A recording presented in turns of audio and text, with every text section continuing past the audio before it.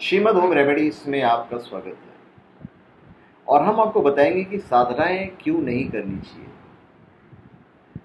इसका side effect क्या होता है। हो सकता है आपको इस जन्म में इसका साइड इफेक्ट नहीं हो।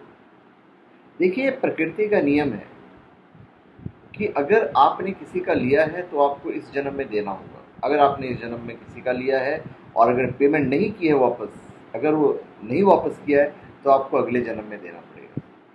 यही शिव पुराण में लिखा हुआ है। तो यदि आप किसी की सेवा लेते हैं, किसी की भी,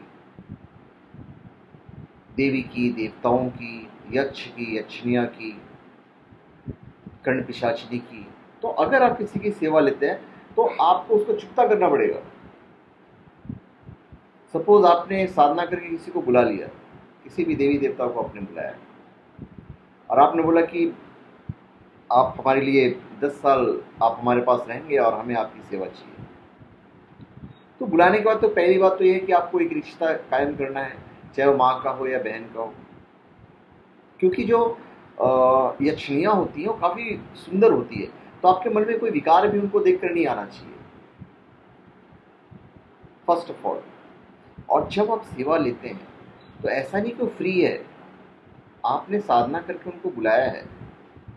तो सपोज एग्जाम्पल से कह रहा हूँ कि अगर आपने 10 साल तक उनकी सेवाएं ली तो मरने के बाद, मृत्यु उपरांत, आपको भी उनकी 10 साल सेवा करनी पड़ेगी। अब यहाँ वाला जो 10 साल है वो तो यहाँ की गिनती के 10 साल है, वहाँ का जो 10 साल होता है वो आपको नहीं पता है। जैसे ब्रह्मा जी का जो एक पल होता है वो यहाँ के फिर पता नहीं कितने कितने दिन हो जाते हैं, कितने 100 दिन हो जाते हैं, कितने 1000 दिन हो जाते हैं।